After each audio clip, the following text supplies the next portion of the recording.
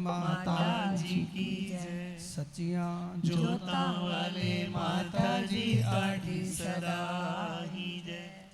मधुर मधुर नाम सीताराम सीताराम। मधुर मधुर नाम सीताराम सीताराम। मधुर मधुर नाम सीताराम सीताराम। मधुर मधुर नाम सीताराम सीताराम। सीताराम सीताराम राधे श्याम राधे श्याम। सीताराम सीताराम राधे श्याम राधे श्याम। सीताराम सीताराम राधे श्याम राधे श्याम। सीताराम सीताराम राधे श्याम राधे श्याम। मधुर मधुर नाम सीताराम सीताराम। मधुर मधुर नाम सीताराम सीताराम। मधुर मधुर नाम सीताराम सीताराम।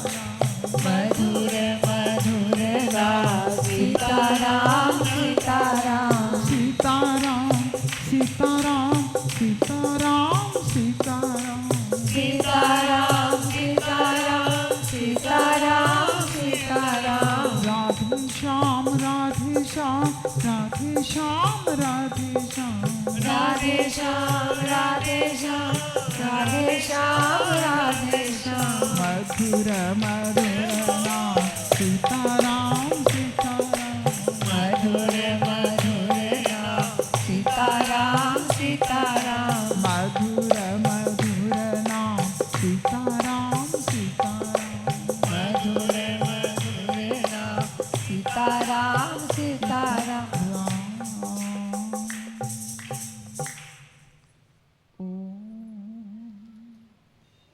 श्री गणेशाय नमः।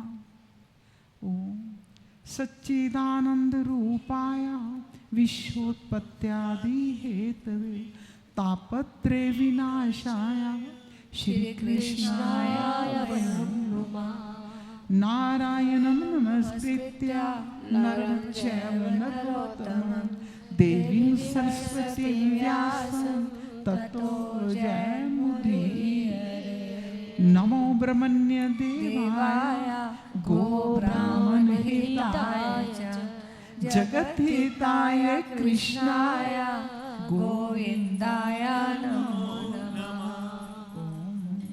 शिखे मुकुट विशेषम नील पद्मांगदेशम विधि मुख कृतकेशम कौस्तुभापीत वेशम मधुरवकलेशम शंभजे भ्रातृशेषम व्रजन वनितेशम माधवम राधिकेशम। ओम।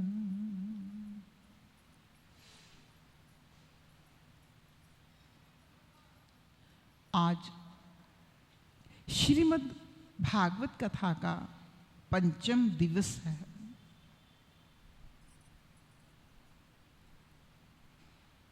भगवान की पावन कथा रूपी जो सुरसरी गंगा है वो बह रही है। हम उसका श्रवण कर रहे हैं। हमें ये सौभाग्य प्राप्त हुआ है। वही समय धन्य है, वो ही घड़ी धन्य है। तुलसीदास जी ने भी कहा है, धन्य घड़ी सोई जब सत्संगा। वही समय श्रेष्ठ है, वही समय उत्तम है जब हम भगवान का नाम स्मरण करते तथा भगवान की अनेक प्रकार की लीलाओं का श्रवण करते। वही मन श्रेष्ठ है, वही मन भगवान के चरणों में लगा हुआ है, जो हर समय भगवान का चिंतन करते रहते हैं। वो वाणी धन्य है जो श्री श्री मां भुवनेश्वरी का गुणानुवाद करती है। वो हाथ धन्य है जो भगवान की सेवा में लगे हुए हैं, जो भगवान के दरबार की सेवा में लगे हैं। अपने से बड़ों छोटों को स्नेहपूर्वक सेवा करते हैं। वो हाथ धन्य है जो माता पिता की सेवा करते हैं। वही शरीर, वही काया, मन, वाणी, नेत्र, कान, बुद्धि और विद्या श्रेष्ठ है जो श्रुति रूपी भगवती अर्थात वेद और शास्त्रों की वाणी पर विश्वास रखते हैं, श्रद्धा रखती है। वही धन्य, अति धन्य है। कल हम सब ने भगवान की जन्म कथा का श्रवण किया। भगवान का जन्म हुआ, तदनंतर श्री सुखदेव जी ने राजा परीक्षित को जैसे जैसे भगवान का जन्म महोत्सव मनाया गया उसका वर्णन किया, वो सुनाया। उसके पश्चात पूतना आई और भगवान ने पूतना का उद्धार करके अपने लोक में भेज दिया। अनेक प्रकार के राक्षस भेजे कंस ने, शक्त भंजन, शक्ता भंजन, तृणावृत, सबका उद्धार किया। उसके पश्चात भगवान का नामकरण हुआ।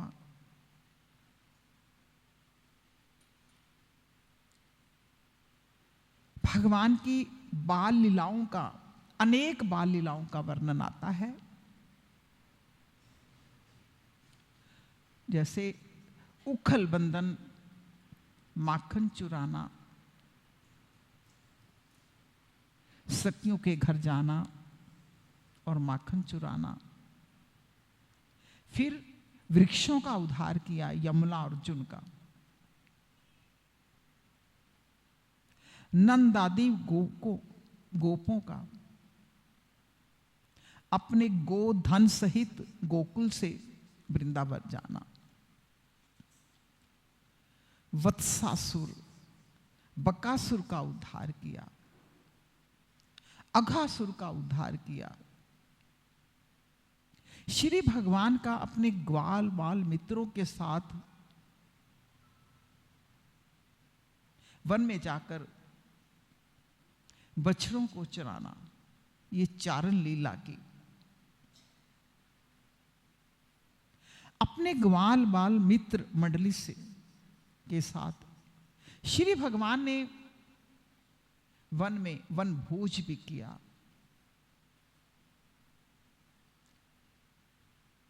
इसी बात को लेकर ब्रह्मा जी को मोह हो जाता है। वो लीला दिखा करके ब्रह्मा जी को मोहित किया। फिर उसके बाद ब्रह्मा जी का मोह निवारण किया। श्री ब्रह्मा जी द्वारा भी भगवान की स्तुति की गई। श्री भगवान की ने कालिया नाग पर कृपा की, वृजवासियों को दावानल से बचाया। उसके पश्चात वर्षा, शरद ऋतु का वर्णन किया। वेणु गीत, फिर यज्ञ पत्नियों का भी उद्धार किया।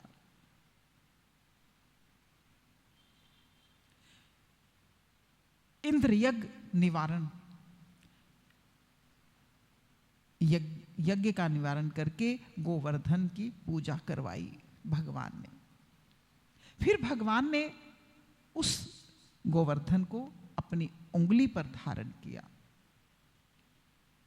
उस समय सुरभि कामधेनु के द्वारा भगवान का अभिषेक किया गया। गोपियों ने भगवान के वीरे में जो गीत गाया वो गोपी गीत हुआ। उसके पश्चात भगवान ने महारास का वर्णन किया।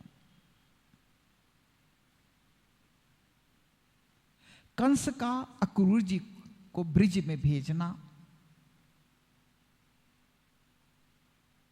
केसी और व्योमासुर दैत्यों का उद्धार और देवर्षि नारद जी का भगवान की दिव्य स्तुति द्वारा पृथ्वी का भार उतारने के लिए प्रार्थना, अक्रूर जी की ब्रज यात्रा, भगवान श्री कृष्ण का बलराम जी सहित मथुरा के लिए प्रस्थान करना और यमुना जी के जल के भीतर श्री भगवान का चतुर्भुज नारायण शेष नाग भगवान का दर्शन करना, अक्रूर जी द्वारा श्री भगवान भोमा पुरुष की स्तुति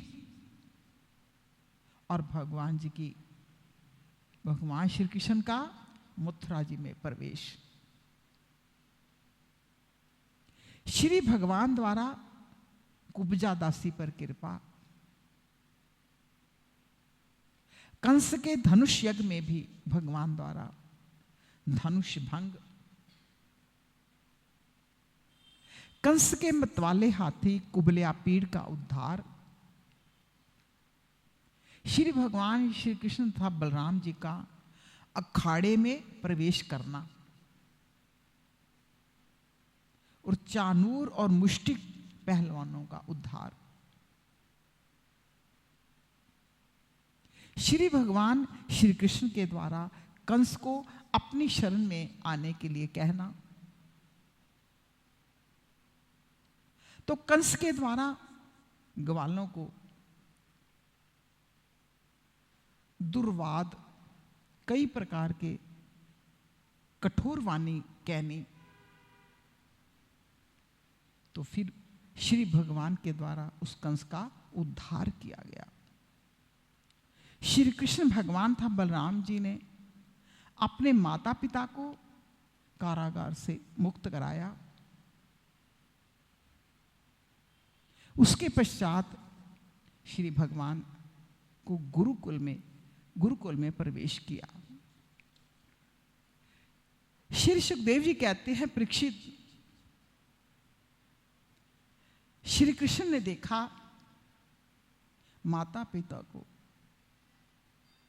मेरे ऐश्वर्य का, मेरे भगवत भाव का ज्ञान हो गया है, परंतु इन्हें ऐसा ज्ञान होना ठीक नहीं,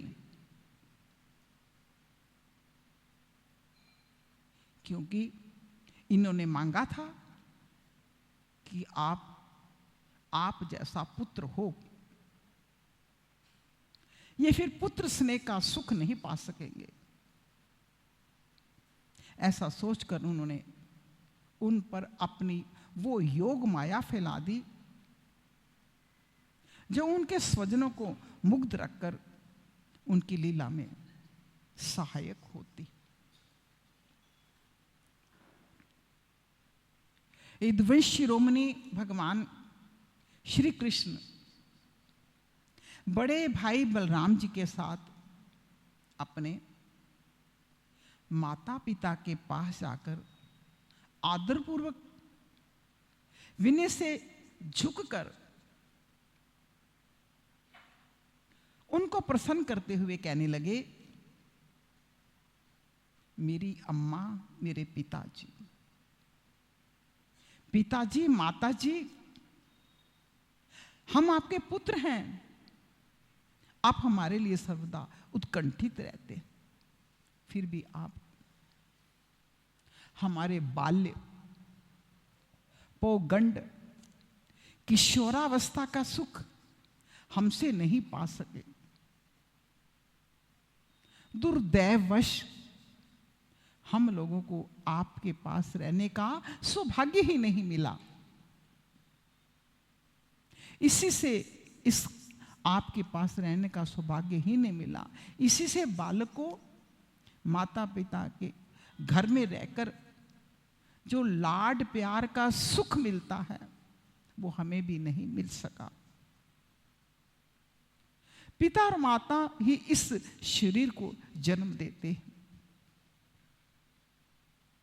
इसका लालन पालन करते हैं, तब कहीं जाकर ये शरीर धर्म, अर्थ, काम अथवा मोक्ष की प्राप्ति का साधन बनता है। यदि कोई मनुष्य 100 वर्ष तक जीकर माता और पिता की सेवा करता रहे, तब भी वो उनके उपकारों से ऋण नहीं हो सकता, तब भी माता पिता का ऋण नहीं चुकाया जा सकता। जो पुत्र सामर्थ्य रहते हुए अपने माँ बाप के शरीर और धन की सेवा नहीं करता, अपने माता पिता के शरीर की और धन से सेवा नहीं करता, मन, शरीर और धन से सेवा नहीं करता, उसके मरने पर यमदूत उसे अपने शरीर का मांस खिलाते।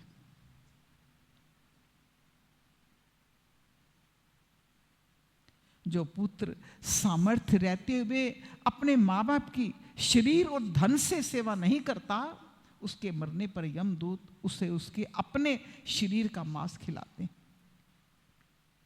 जो पुरुष समर्थ होकर भी बूढ़े माता पिता, सती पत्नी, बालक, संतान, गुरु, ब्राह्मण और शरणागत का भरण पोषण नहीं करता, वो जीता हुआ भी मुर्दे के समान है।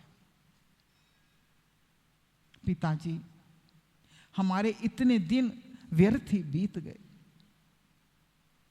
क्योंकि कंस के भय से सदा उद्विग्न चित्त रहने के कारण हम आपकी सेवा नहीं कर सके, असमर्थ रहे। मेरी मां और मेरे पिताजी, आप दोनों हमें क्षमा करो। हाय, दुष्ट कंस ने आपको इतने इतने कष्ट दिए, परंतु इस प्रतंत्र रहने के कारण आपकी कोई सेवा शुश्रूषा हम नहीं कर सके। श्री सुखदेव जी कहते हैं, परीक्षित, अपनी लीला से मनुष्य बने हुए विश्वात्मा श्री हरि की इस वाणी से मोहित हो देवकी वसुदेव ने उन्हें गोद में उठा लिया,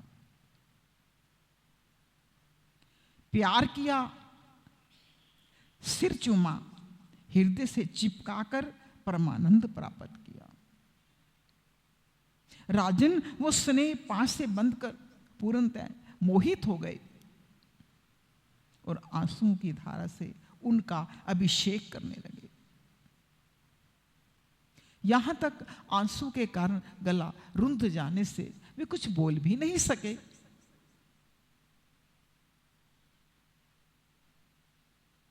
देवकी नंदन भगवान श्री कृष्ण ने इस प्रकार अपने माता पिता को सांत्वना देकर अपने नाना उग्रसेन को यदुवंशियों का राजा बना दिया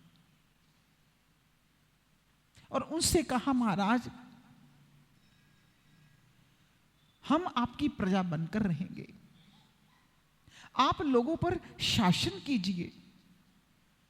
राजा ययाति का शाप होने के कारण यदुवंशी राज सिंहासन पर नहीं बैठ सकते, परंतु मेरी ऐसी इच्छा है, इसलिए आपको कोई दोष नहीं लगेगा। जब मैं सेवक बनकर आपकी सेवा करता रहूंगा। बड़े बड़े देवता भी सिर झुकाकर आपको भेंट देंगे।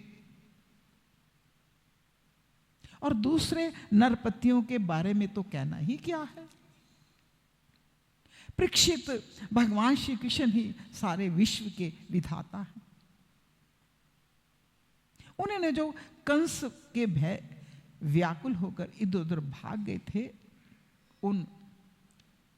उन्होंने जो कंस के भय से व्याकुल होकर इधर उधर भाग गए थे, उस यदु, वृष्णि, अंधक, मधु, दाशारहा और कुकुर आदि वंशों में उत्पन्न समस्त सजातीय संबंधियों को ढूंढ ढूंढ कर बुलवाया।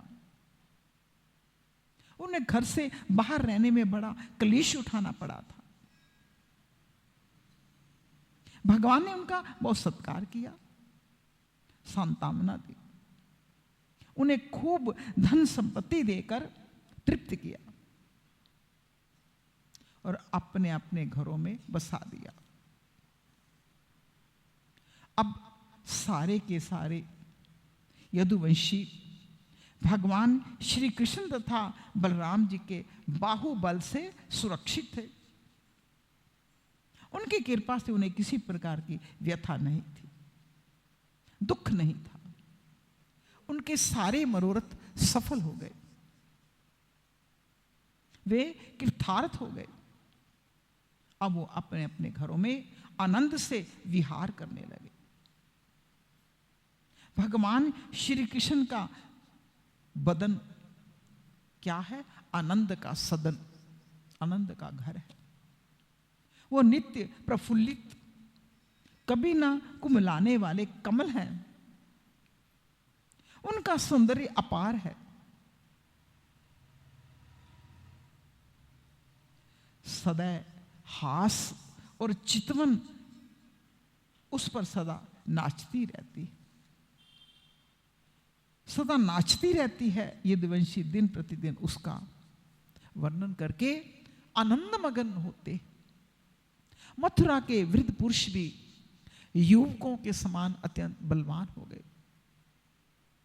उनके भीतर उत्साह भर गया, क्योंकि वो अपने नेत्रों के दोनों से बारंबार भगवान के मुखारविंद का मकरंद रस, अमृतमय मकरंद रस पान करते रहते थे। प्रिय परीक्षित, जब देवकी नंदन भगवान श्री कृष्ण और बलराम जी दोनों ही नंद बाबा के पास आए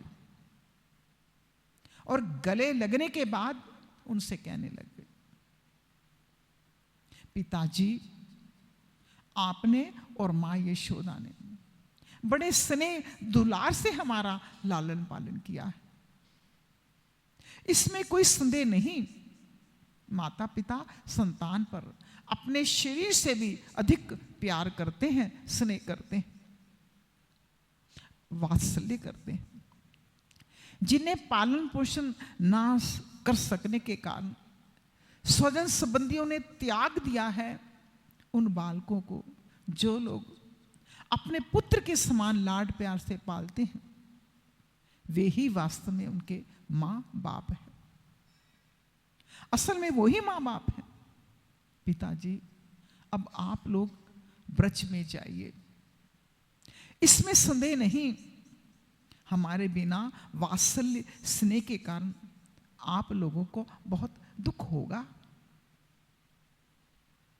यहां के सुहृद संबंधियों को सुखी करके हम आप लोगों को मिलने के लिए अवश्य आएंगे। भगवान श्री कृष्ण ने नंद बाबा और दूसरे व्रजवासियों को इस प्रकार समझा बुझा कर बड़े आदर के साथ वस्त्र आभूषण, अनेक धातुओं के बने बर्तन आदि देकर उनका सत्कार किया। भगवान की बात सुनकर नंद बाबा ने प्रेम से अधीर होकर दोनों भाइयों को गले लगा लिया। फिर नेत्रों में आंसू भरकर गोपों के साथ व्रज के लिए प्रस्थान किया। हे राजन, इसके बाद वसुदेव जी ने अपने पुरोहित गर्गाचार्य और दूसरे ब्राह्मणों से दोनों पुत्रों का विधि पूर्वक द्विजाति समुचित यज्ञोपवीत संस्कार करवाया। उन्होंने विविध प्रकार के वस्त्र आभूषणों से ब्राह्मणों का सत्कार करके उन्हें बहुत से वस्त्र दक्षिणाएं दी, बछड़ों वाली गायें दी। सभी गायें गले में सोने की माला पहने हुए थे, बहुत से आभूषण पहने हुए थे, रेशमी वस्त्रों की मालाओं से विभूषित थी। महामती वसुदेव जी ने भगवान श्री कृष्ण और बलराम जी के जन्म नक्षत्र में जितनी गौएं मन ही मन संकल्प की थी, उन्हें पहले कंस ने अन्याय से छीन लिया था। अब उनका स्मरण करके उन्होंने ब्राह्मणों को वो फिर से दान दी। इस प्रकार यदुवंश के आचार्य गर्गा जी से संस्कार कराकर बलराम जी और भगवान श्री कृष्ण द्विजत्व को प्राप्त हुए। उनका ब्रह्मचर्य व्रत अखंड तो था ही, अब उन्होंने गायत्री पूर्वक अध्ययन करने के लिए उसे नियमता स्वीकार किया। प्रतिदिन भगवान संध्या करते हैं, गायत्री का ध्यान करते हैं। श्री कृष्ण और बलराम जगत के एकमात्र स्वामी हैं, सर्वज्ञ हैं, सभी विद्याएं उन्हीं से निकली हैं। उनका निर्मल ज्ञान स्वतः सिद्ध है, फिर भी उन्होंने मनुष्य लीला करके, मनुष्यों जैसी लीला करके उसे छिपा रखा था। अब वो दोनों गुरुकुल में निवास करने की इच्छा से काश्यप गोत्री सांदीपन मुनि के पास गए, जो उज्जैन में रहते थे, अवंतीपुरी में रहते थे। दोनों भाई विधि पूर्वक गुरु जी के पास रहने लगे। उस समय वो बड़े सुसंयत थे, अपनी चेष्टाओं को सर्वथा नियमित रखे हुए थे। गुरु जी तो उनका आदर करते थे। वे भगवान श्री कृष्ण और बलराम जी भी गुरु की उत्तम सेवा कैसे करते हैं, कैसे करनी चाहिए, इसका आदर्श लोगों के सामने रखते हुए बड़ी भक्ति से इष्ट देव के समान गुरु की सेवा करते थे। गुरुवर सांदीपन जी उनके शुद्ध भाव से युक्त सेवा से बहुत प्रसन्न रहे। उन्होंने दोनों भाइयों को 6 अंग उपनिषदों के सहित संपूर्ण वेदों की शिक्षा दी।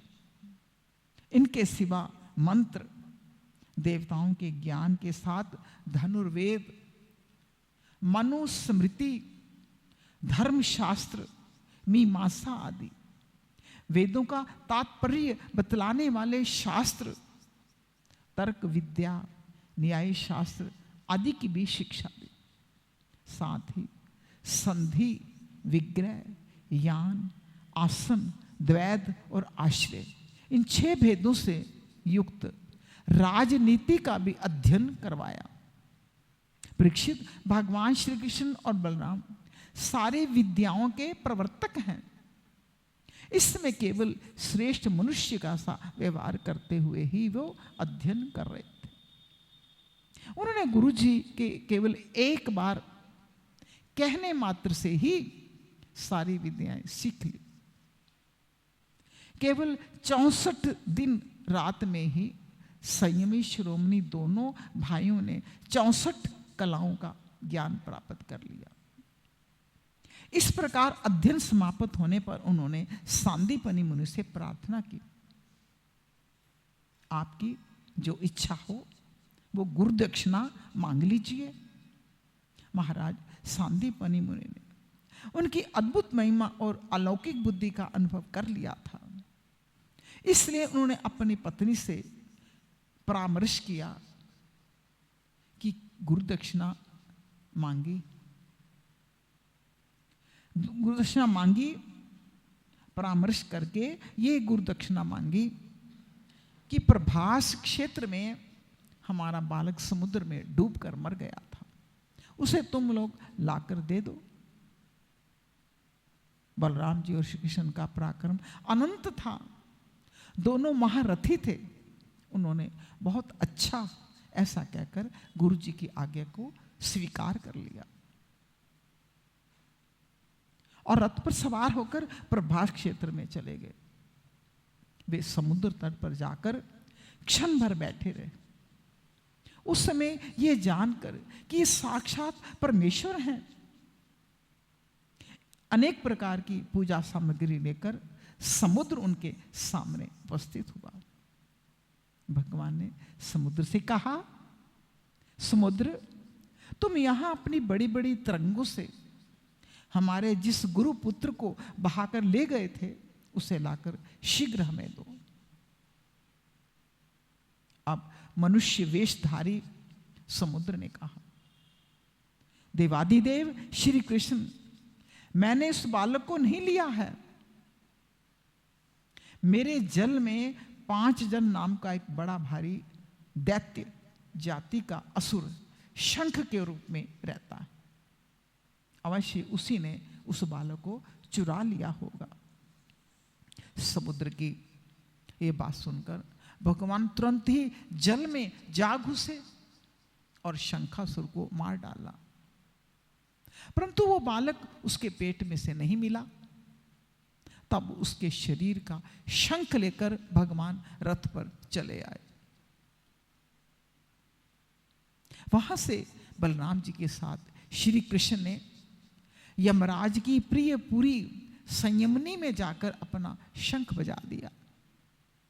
शंख का शब्द सुनकर सारी प्रजा का शासन करने वाले यमराज ने उनका स्वागत किया। भक्ति भाव से भरकर विधिपूर्वक उनकी बहुत बड़ी पूजा की।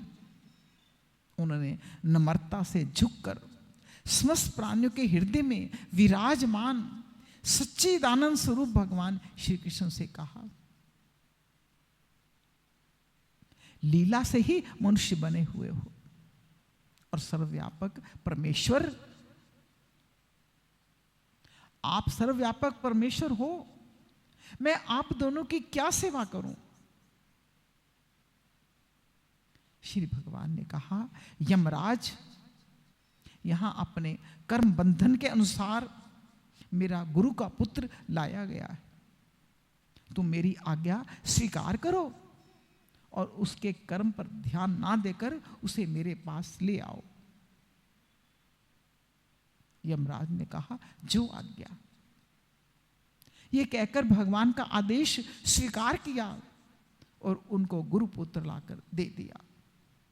तब ये दोनों शिरोमणि भगवान श्री कृष्ण और बलराम जी उस बालक को लेकर उज्जैन लौट आए। उस समय अपने गुरुदेव को सौंप कर कहा, आप और जो कुछ चाहें गुरु दक्षिणा में मांग लें। गुरु जी ने कहा, बेटा तुम दोनों ने भली भांति गुरु दक्षिणा दी, अब और क्या चाहिए? जो तुम्हारे जैसे पुरुषोत्तमों का गुरु है, उसका कौन सा मनोरथ संपूर्ण अपूर्ण रह सकता है, संपूर्ण नहीं हो सकता। उसका कौन सा मनोरथ संपूर्ण नहीं हो सकता, अर्थात अपूर्ण रह सकता है। कोई भी मनोरथ अपूर्ण नहीं रहेगा। वीरों, अब तुम दोनों अपने घर जाओ। तुम्हें लोगों को पवित्र करने वाली कीर्ति प्राप्त हो। तुम्हारी पढ़ी हुई विद्या इस लोक और परलोक में सदा नवीन बनी रहे, कभी तुम्हें भूले नहीं। बेटा परीक्षित फिर गुरु जी से आज्ञा लेकर वायु के समान वेग और मेघ के समान शब्द वाले रथ पर सवार होकर दोनों भाई मथुरा लौट आए। मथुरा की प्रजा बहुत दिनों तक श्री कृष्ण और बलराम को ना देखने से अत्यंत दुखी हो रही थी। अब उन्होंने आया हुआ देखा सब के सब परमानंद में मगन हो गए, मानो खोया हुआ धनु ने मिल गया। बोलो श्रीमद् भागवत महापुराण पुराण की जय, बोलो सनातन धर्म की जय, गौ माता जी की जय, सचिया जोता वाले माता जी त्वाडी सदा जय। श्री कृष्ण गोविंद हरे मुरारे नाथ नारायण वासुदेवा। श्री कृष्ण गोविंद हरे मुरारे नाथ नारायण वासुदेवा। श्री कृष्ण गोविंद हरे मुरारे हे नाथ नारायण वासुदेवा। श्री कृष्ण गोविंद हरे मुरारे हे नाथ नारायण वासुदेवा। हे नाथ नारायण वासुदेवा, हे नाथ नारायण वासुदेवा। हे नाथ नारायण वासुदेवा। हे नाथ नारायण वासुदेवा। हे नाथ नारायण वासुदेवा, हे नाथ नारायण वासुदेवा। हे नाथ नारायण वासुदेवा। हे नाथ नारायण वासुदेवा। श्री कृष्ण गोविंद हरे मुरारे, हे नाथ नारायण वासुदेवा। श्री कृष्ण गोविंद हरे मुरारे हे नाथ नारायण वासुदेवा। गोविंद हरे गोपाल हरे, गोविंद हरे गोपाल हरे। गोविंद हरे गोपाल हरे, गोविंद हरे गोपाल हरे। प्रभु जय जय दीन दयाल हरे, प्रभु जय जय दीन दयाल हरे। हरि जय जय दीन दयाल हरे, हरि जय जय दीन दयाल हरे। गोविंद हरे गोपाल हरे, गोविंद हरे गोपाल हरे। गोविंद हरे गोपाल हरे, गोविंद हरे गोपाल हरे। गोविंद हरे गोपाल हरे। गोविंद हरे गोपाल हरे। गोविंद हरे गोपाल हरे। गोविंद हरे गोपाल हरे। गोविंद हरे गोपाल हरे, गोविंद हरे गोपाल हरे। बोलो बांके बिहारी लाल जी की बोलो जय, श्री कृष्णचंद्र भगवान हनुमान जी की जय। देखो सारियां लीलावां सुनान ते बहुत दिल करता है, लेकिन इतना किसी को टाइम ही नहीं है। ਉਹਦੇ वास्ते 3 घंटे सवेरे और 3 घंटे शाम ਨੂੰ ਚਾਹੀਦੇ ਨੇ। और टाइम ਤੇ आओ, टाइम ਤੇ सुनो। कौन सुन सकता है? सुखदा है। ਇਸੇ ਕਰਕੇ ਸਾਨੂੰ ਉਹਨਾਂ ਦਾ ਸੰਖੇਪ ਵਿੱਚ ਵਰਣਨ ਕਰਨਾ ਪੈਂਦਾ ਹੈ। ਔਰ ਜਿਹੜੀ ਸਿੱਖਿਆ ਪ੍ਰਦ ਨੇ ਉਹਨਾਂ ਨੂੰ ਥੋੜਾ ਸੁਣਾਉਣਾ ਪੈਂਦਾ ਵਿਸਤਾਰ ਦੇ ਨਾਲ। ਇਸ ਕਰਕੇ ਸਾਡੀ ਵੀ ਇੱਛਾ ਹੈ, ਲੇਕਿਨ ਭਾਗਵਤ ਦੇ ਕੋਲ ਟਾਈਮ ਕਿਹਦੇ ਕੋਲ ਹੈਗਾ ਸੁਣਨ ਦਾ? ਕਿ 3 ਘੰਟੇ ਸਵੇਰੇ ਸੁਣੋ, 3 ਘੰਟੇ ਸ਼ਾਮ ਨੂੰ ਸੁਣ ਸਕਦਾ ਹੈ ਕੋਈ? ਬੈਠ ਹੀ ਨਹੀਂ ਸਕਦੇ। और ऐ नहीं कि 8-10 बंदे, जिन्ने बंदे बैठे सारे आन, फिर जाके 3 घंटे सवेरे तन सारी लीलावां दा हो सकता है। इसे करके कोई लीला छुट्टे ना, असी संक्षेप विच उन्हां दा थोड़ा थोड़ा वर्णन कर देने आ, ताकि साडी कथा दे विच ओह ना होवे कि कोई लीला रह गई। इस करके उन्हां नूं संक्षेप ही सुना देने आ। उस तो बाद की है, भगवान वापिस आ गए मथुरापुरी विच। और कुछ समय बीतन तो बाद जरासंध मथुरा के उत्ते आक्रमण, जरासंध का मथुरा पर आक्रमण, जरासंध से भगवान का युद्ध, और उस समय भगवान ने द्वारकापुरी का निर्माण किया। काल्यवन का भस्म होना राजा मुचकुंद की कथा है। फिर भगवान का द्वारिका गमन है। तदंतर विदर्भ देश राजकुमारी भीष्मक नंदिनी जी का संदेश एक ब्राह्मण के द्वारा श्री भगवान को प्राप्त होता है। उसमें जो संदेश लिखा है उसमें रुक्मिणी जी कहते हैं, प्रभु आप त्रिभुवन सुंदर हैं, आपके गुणों को जो सुनने वालों के कानों के रास्ते हृदय में प्रवेश करके एक एक अंग के ताप जन्म जन्म की जलन बुझा देते हैं। रूप सौंदर्य को जो नेत्र वाले जीवों के नेत्रों के लिए धर्म अर्थ काम मोक्ष चारों पुरुषार्थों के फल एवं स्वार्थ और परमार्थ सब कुछ है। श्रवण करके हे प्यारे प्रभु, हे अच्युत, मेरी चित्त लज्जा शर्म सब कुछ छोड़कर आप में प्रवेश कर रहा है। आप प्रेम के स्वरूप हैं। हे श्याम सुंदर, चाहे जिस दृष्टि से देखें, कुल शील स्वभाव सौंदर्य विद्या अवस्था धन धाम सभी में आप अद्वितीय हैं। अद्वितीय मैंने सभी में आप जैसा कोई नहीं, कोई दूसरा है ही नहीं, अपने ही समान है। इसलिए किसी उपमा को क्या दिया जाए। मनुष्य लोक में जितने भी प्राणी हैं सबका मन आपको देखकर शांति का अनुभव करता है, आनंदित होता है।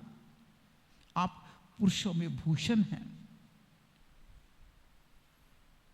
आप ही बतलाइए ऐसी कौन सी कुलवती महागुणवती और धैर्यवती कन्या होगी जो विवाह के योग्य समय आने पर आपको ही पति के रूप में वर्ण ना करेगी। इसलिए प्रियतम, मैंने आपको पति रूप से वर्ण किया है। मैं आपको आत्म समर्पण कर चुकी हूं। आप मेरे हृदय की बात को जानते हैं। आप अंतर्यामी हैं। मेरे हृदय की बात आपसे छिपी नहीं। आप यहां पधार कर मुझे अपने पत्नी के रूप में स्वीकार कीजिए।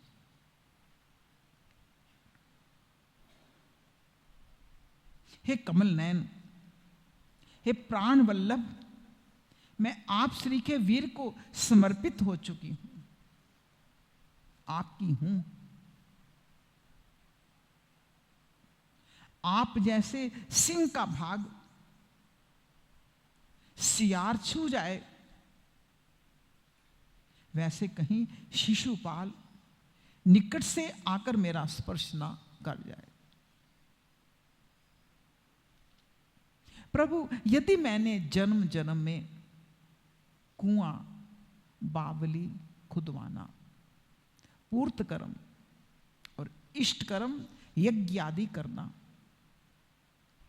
दान नियम व्रत देवता ब्राह्मण और गुरु आदि की पूजा के द्वारा भगवान परमेश्वर की ही आराधना की हो तो वो मुझ पर प्रसन्न हो, तो भगवान श्री कृष्ण आकर मेरा पानी ग्रहण करें। शिशुपाल अथवा दूसरा कोई भी पुरुष मेरा स्पर्श ना कर सके, क्योंकि आप हैं अजित, जीते नहीं जा सकते। प्रभु, जिस दिन मेरा विवाह होने वाला हो उसके एक दिन पहले आप हमारी राजधानी में गुप्त रूप से आ जाइए। फिर बड़े बड़े सेनापतियों के साथ शिशुपाल और जरासंध की सेनाओं को मत डालिए, तहस नहस कर दीजिए।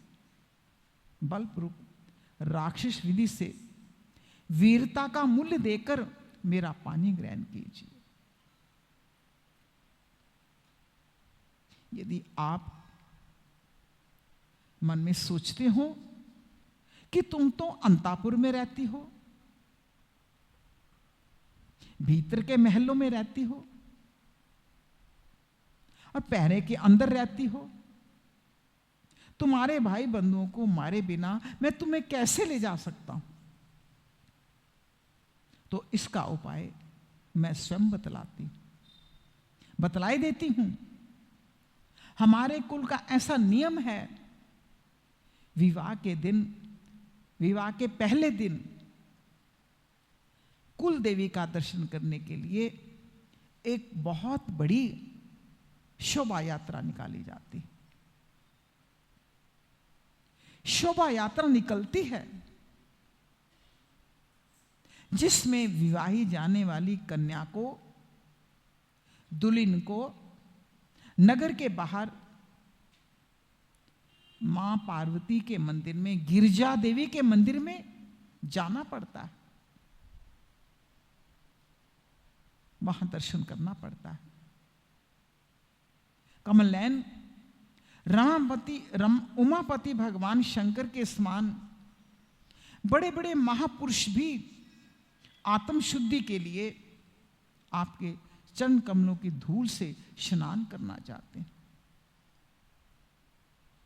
यदि मैं आपका वो प्रसाद, आपकी वो कृपा, आपकी वो चरण धूल नहीं प्राप्त कर सकी तो व्रत द्वारा शरीर को सुखाकर मैं प्राण छोड़ दूंगी। चाहे मुझे सैकड़ों जन्म क्यों ना लेने पड़े,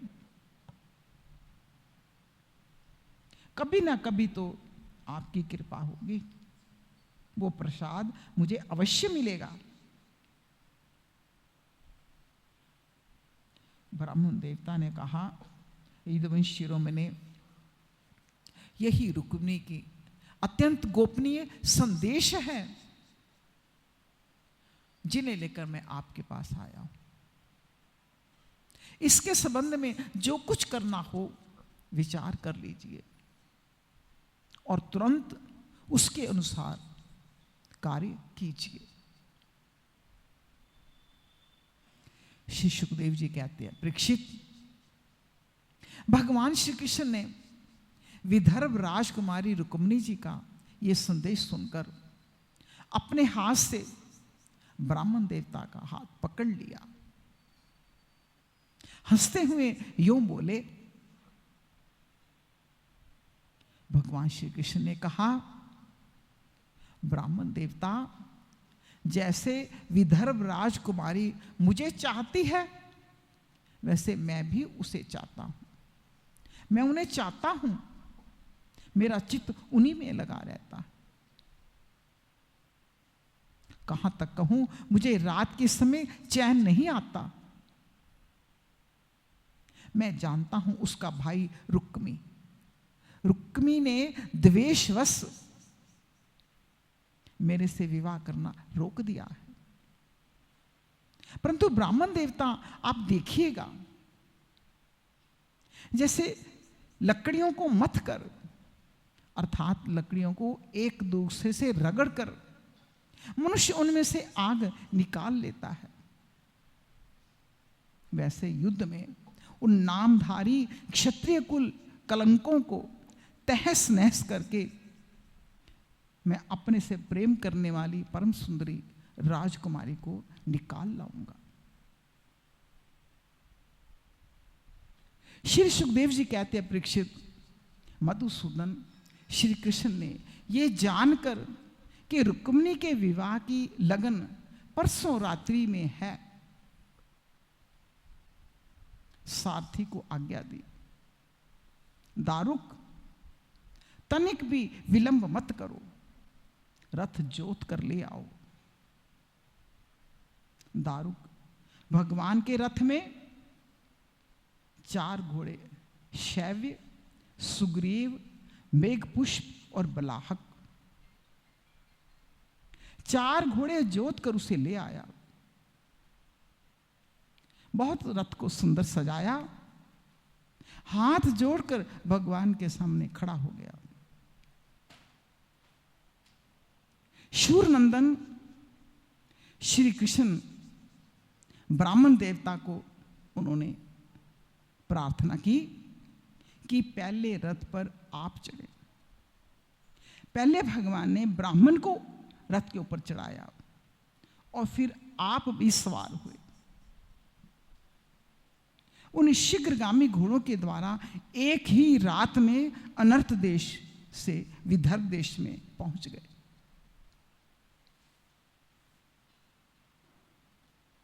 अब कुंडी नरेश महाराज भीष्मक अपने बड़े लड़के रुक्मी के स्नेहवश अपनी कन्या शिशुपाल को देने के लिए विवाह के उत्सव की तैयारी करा रहे थे। नगर को अनेक प्रकार से सजा रहे थे। राजपथ, चौराहे, गली कूचे, झाड़ बुआर दिए गए थे। उन पर छिड़काव किया जा चुका था। चित्र विचित्र रंग बिरंगी छोटी बड़ी झंडियां, पताकाएं लगा दी गई थी और तोरण बांध दिए गए थे।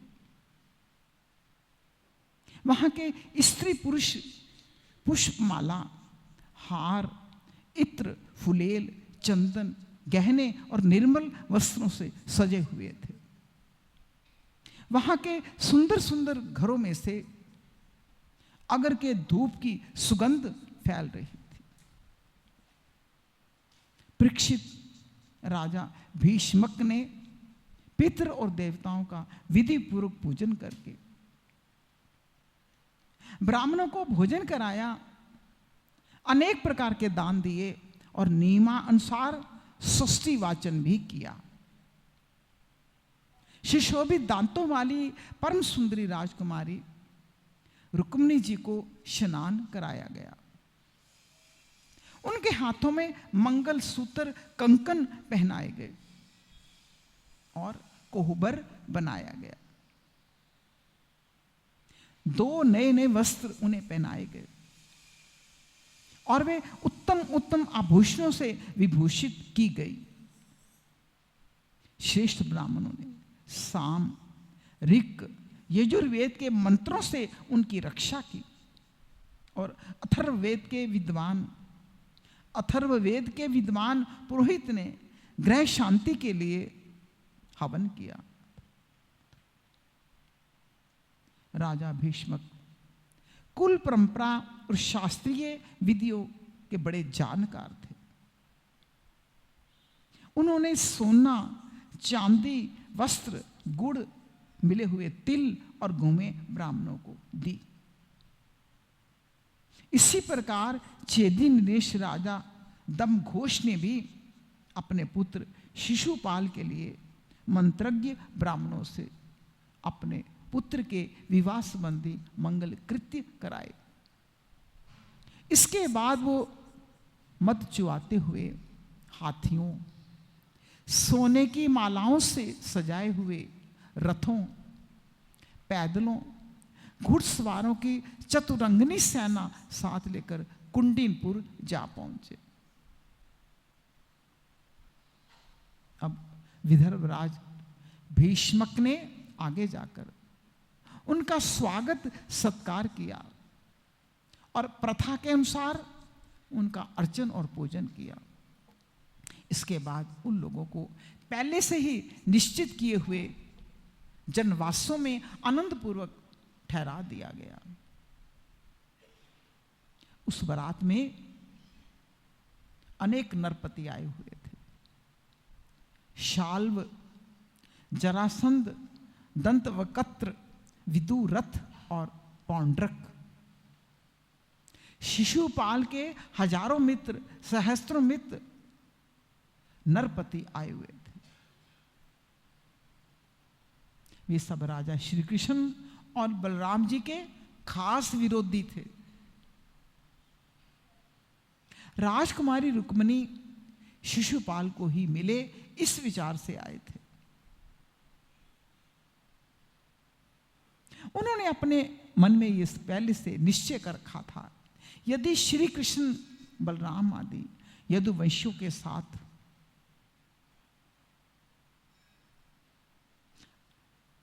आकर कन्या को हरने की चेष्टा करेगा तो हम सब मिलकर उससे लड़ेंगे। यही कारण था, राजाओं ने अपनी पूरी तैयारी की हुई थी। पूरी सेना, रथ, घोड़े, हाथी भी अपने साथ लेकर आए हुए थे। विपक्षी राजाओं को इस तैयारी का पता भगवान बलराम जी को लग चुका था। जब उन्होंने ये सुना कि भैया श्री कृष्ण अकेले ही राजकुमारी का हरण करने के लिए चले गए हैं, तब उन्होंने वहां लड़ाई झगड़े की बड़ी आशंका हुई। यद्यपि वो श्री कृष्ण का बल विक्रम जानते थे, परंतु भ्रातृस्नेह से उनका हृदय भर आया। उन्होंने सोचा अब मेरा जाना आवश्यक है। वे तुरंत हाथी, घोड़े, रथ और पैदलों की बड़ी बड़ी चतुरंगनी सेना साथ लेकर कुंडिनपुर की ओर चल पड़े।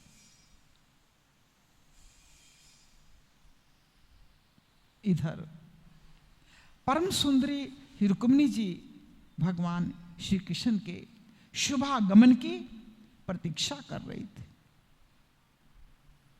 उन्होंने देखा श्री कृष्ण की तो कौन कहे, अभी तक जिस ब्राह्मण के हाथ संदेश भेजा था, अभी तक ब्राह्मण देवता भी नहीं लौटे।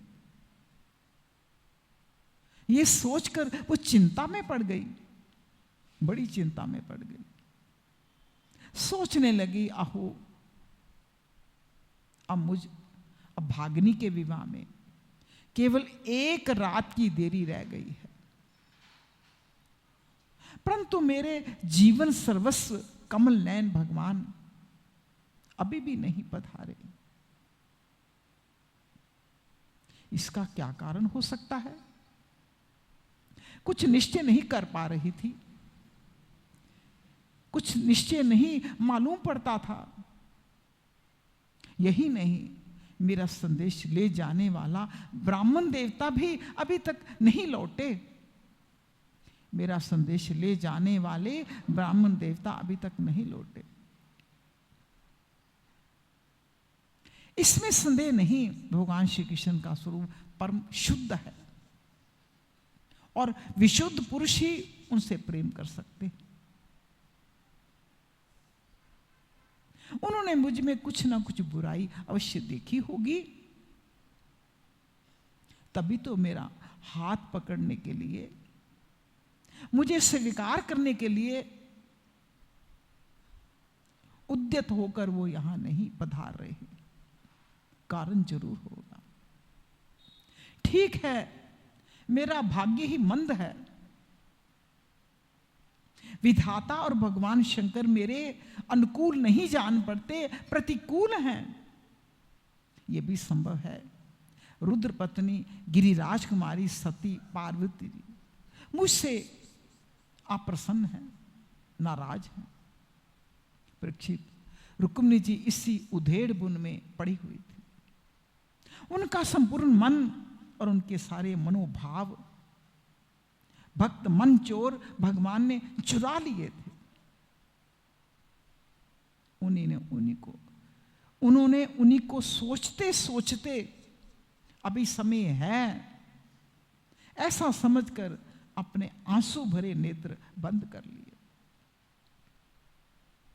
परीक्षित, इस प्रकार रुक्मिणी जी भगवान श्री कृष्ण के शुभ आगमन की प्रतीक्षा कर रही थी। श्री कृष्ण गोविंद हरे मुरारी, हे नाथ नारायण वासुदेव। श्री कृष्ण गोविंद हरे मुरारी, हे नाथ नारायण वासुदेवा।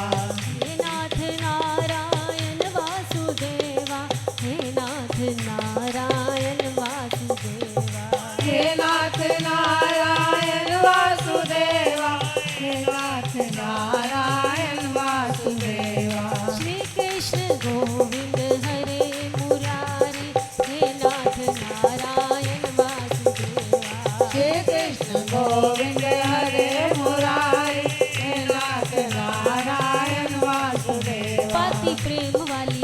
पाके श्यामा याद करनिया, पाती प्रेम वाली पाके श्यामा याद करनिया, पाती प्रेम वाली पाके श्यामा याद करनिया, पाती प्रेम वाली पाके श्यामा याद करनिया, पाती प्रेम वाली पाके श्यामा याद करनिया, पाती प्रेम वाली पाके श्यामा याद करनिया, जेना आया कृष्ण मुरारी रो रो हाइया परनिया, जेना आया कृष्ण मुरारी रो रो हाइया परनिया, जेना आया कृष्ण मुरारी रो रो हाइया परनिया, जेना आया कृष्ण मुरारी रो रो हाइया परनिया, ओ पाती प्रेम वाली पाके श्यामा याद करनिया, पाती प्रेम वाली पाके श्यामा याद करनिया, ऐ बोल रही है, पाती प्रेम वाली पाके श्यामा याद करनिया।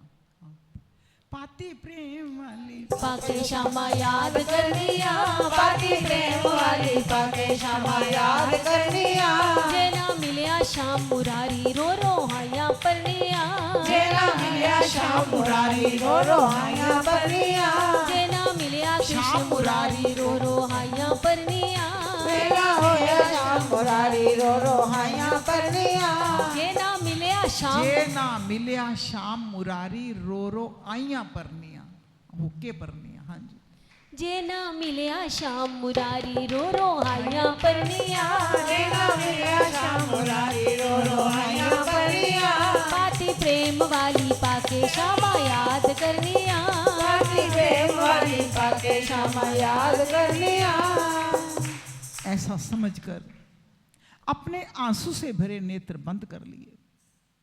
परीक्षित इस प्रकार रुक्मिणी जी भगवान श्री कृष्ण के शुभ आगमन की प्रतीक्षा कर रही है। उसी समय क्या होता है, उनकी बाई जांग फड़की, भुजा और नेत्र फड़कने लगे, जो प्रियतम के आगमन का प्रिय संवाद सूचित कर रहे थे। इतने में ही भगवान श्री कृष्ण के भेजे हुए वो ब्राह्मण देवता आ गए और उन्होंने अंतापुर में राजकुमारी रुक्मिणी को इस प्रकार देखा मानो कोई ध्यान मगन देवी हो।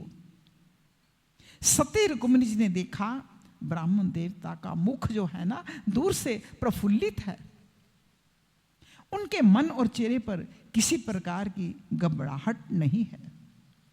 वे उन्हें देखकर लक्षणों से समझ गई कि भगवान आ गए, भगवान श्री कृष्ण आ गए। फिर प्रसन्नता से खिलकर उन्होंने ब्राह्मण देवता से पूछा। तब ब्राह्मण देवता ने निवेदन किया, रुक्मिणी भगवान श्री कृष्ण यहां पधार गए और उनकी भूरी भूरी प्रशंसा की। ये भी बतलाया कि राजकुमारी जी आपको ले जाने को उन्होंने सत्य प्रतिज्ञा की है, सच्ची प्रतिज्ञा की है, सत्य प्रतिज्ञा की है। भगवान के शुभागमन का समाचार सुनकर रुक्मिणी जी का हृदय आनंदित रेख से भर गया। उन्होंने इसके बदले में ब्राह्मण के लिए भगवान के अतिरिक्त और कुछ प्रिय ना देखकर उन्होंने केवल नमस्कार कर दिया। जगत की सामग्री, उनका नमस्कार करने का अर्थ था कि जगत की सारी संपत्ति, क्योंकि रुक्मिणी क्या है, लक्ष्मी का अवतार है, सारी लक्ष्मी ब्राह्मण देवता को सौंप दी। राजा भीष्मक ने सुना कि भगवान श्री कृष्ण और बलराम जी मेरी कन्या का विवाह देखने के लिए उत्सुकतावश यहां पधारे हैं। तब तुर ही भेरी आदि बाजे बजवाते हुए पूजा की सामग्री लेकर उन्होंने उनकी अगवानी की। मधु परक, निर्मल वस्त्र, उत्तम उत्तम भेंट देकर विधि पूर्वक उनकी पूजा की। भीष्मक जी बड़े बुद्धिमान थे, भगवान के प्रति उनकी बड़ी भक्ति थी।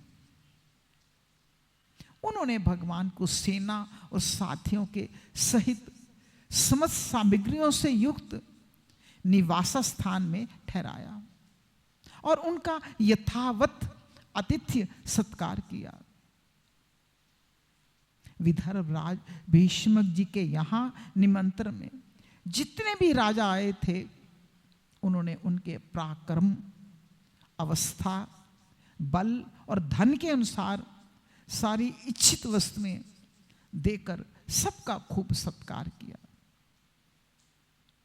विदर्भ देश के नागरिकों ने जब सुना कि भगवान यहां पधारे हैं, श्री कृष्ण यहां पधारे हैं, तब वो लोग भगवान के निवास स्थान पर आए और अपने नैनों की अंजलि में भर भर कर उनके वदनार विंद का मधुर मकरंद रसपान करने लगे। उनका दर्शन करके मधुर मकरंद रस का पान करने लगे। वो आपस में इस प्रकार बातचीत करते थे।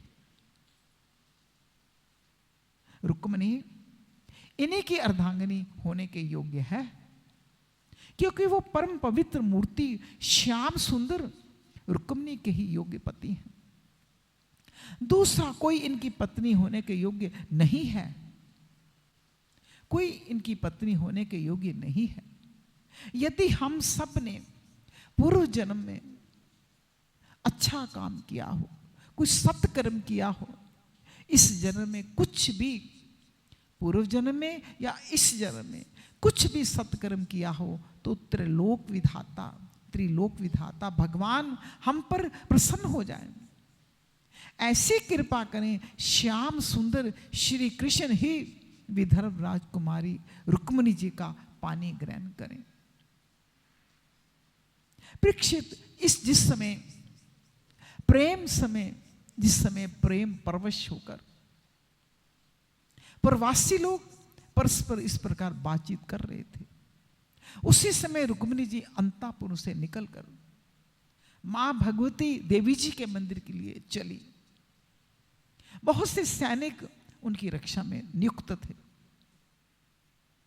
वो प्रेम मूर्ति श्री कृष्णचंद्र के चरण कमलों का चिंतन करती हुई भगवती भवानी के पाद पल्लवों का दर्शन करने के लिए पैदल ही चली। पार्वती जी का दर्शन करने के लिए नंगे पांव चली। उसे मौन थी। माताएं, सखी सहेलियां सब और से उन्हें घेरे हुई थी।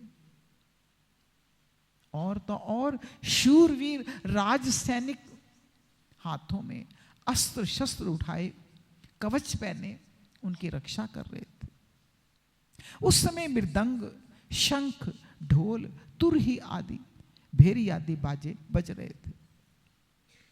बहुत सी ब्राह्मण पत्नियां पुष्पमाला, चंदन आदि सुगंधित द्रव्य, गहने कपड़ों से सज धज कर साथ साथ चल रही थी। अनेकों प्रकार के उपहार, अनेक प्रकार की पूजन सामग्री लेकर हजारों श्रेष्ठ, सहस्त्रों श्रेष्ठ वरांगनाएं भी साथ थी। और गवीये गाते जाते थे। बाजे वाले बाजे बजाते चलते थे। सूत, मागध, बंदीजन दुल्हन के चारों ओर जय जयकार करते विरद बखानते जा रहे थे। मां भगवती देवी जी के मंदिर में पहुंचकर रुक्मिणी जी ने अपने कमल के सदृश सुकोमल हाथ पैर धोए। हाथ और पैरों को धोना चाहिए। आचमन किया।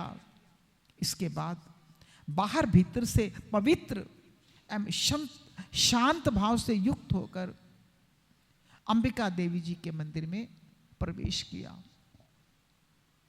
बहुत से विधि विधान जानने वाली बड़ी बड़ी ब्राह्मणियों ने उनके साथ प्रवेश किया।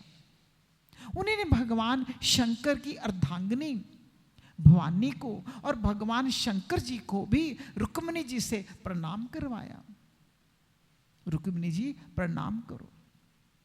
रुक्मिणी जी ने भगवती से प्रार्थना की, अंबिका माता, आपकी गोद में बैठे हुए आपके प्रिय पुत्र गणेश जी को और आपको मैं बारंबार नमस्कार करती। आप ऐसा आशीर्वाद दीजिए कि मेरी अभिलाषा पूर्ण हो और भगवान श्री कृष्ण ही मेरे पति हों।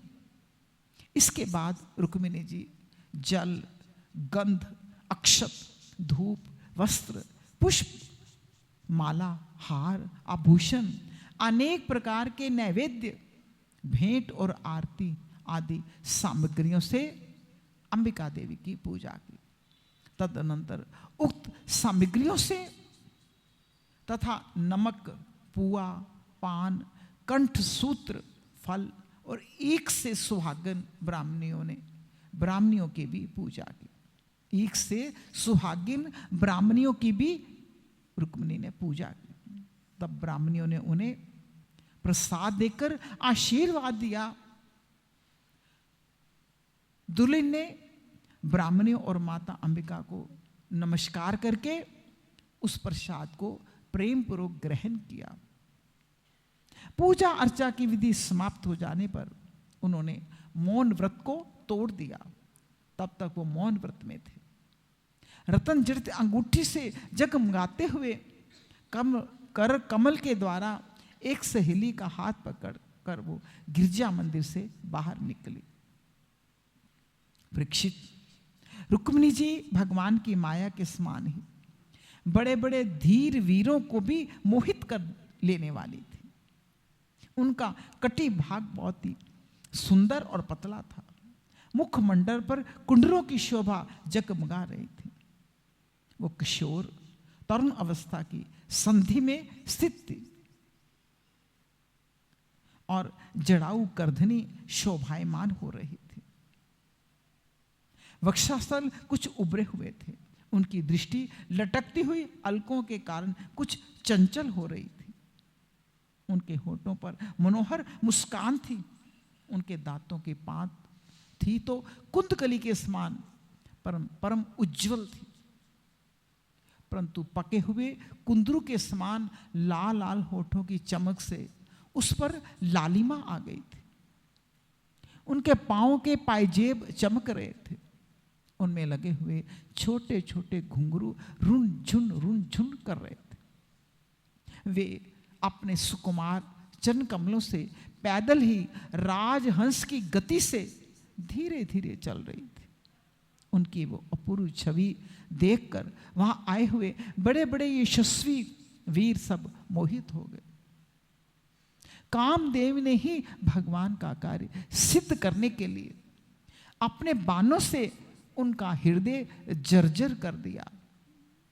रुक्मिणी जी इस प्रकार इस उत्सव यात्रा के बहाने मंद मंद गति से चलकर भगवान श्री कृष्ण पर अपनी राशि राशि सौंदर्य निछावर कर रही थी। उन्हें देखकर उनकी खुली मुस्कान लजीली चितवन पर अपना चित लुटाकर वो बड़े बड़े नरपति एवं वीर इतने मोहित और बेहोश हो गए थे कि उनके हाथों से अस्त्र शस्त्र छूट गए। वो पृथ्वी पर गिर पड़े। स्वयं भी रथ, हाथी और घोड़ों से धरती पर आ गिरे। इस प्रकार रुक्मिणी जी भगवान श्री कृष्ण के शुभ आगमन की प्रतीक्षा करती हुई अपने कमल की कली के समान सुकुमार चरणों को बहुत धीरे धीरे आगे बढ़ा रही थी। उन्होंने अपने बाएं हाथ की अंगुलियों से मुख की ओर लटकती हुई अलकें हटाई और वहां आए हुए नरपतियों की ओर लजीली चितवन से देखा।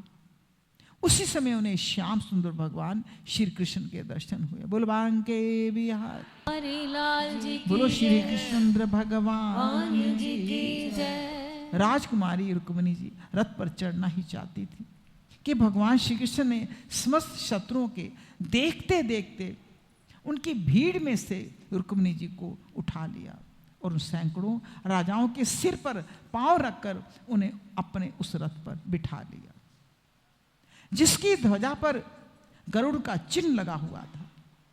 इसके बाद जैसे सिंह सियारों के बीच में से अपना भाग ले जाए, वैसे ही रुक्मिणी जी को लेकर भगवान श्री कृष्ण, बलराम जी आदि यदुवंशियों के साथ वहां से चल पड़े। उस समय जरासंध के वशवर्ती अभिमानी राजाओं को अपना ये बहुत बड़ा तिरस्कार, अपमान लगा। यश कीर्ति का नाश सहन ना हुआ।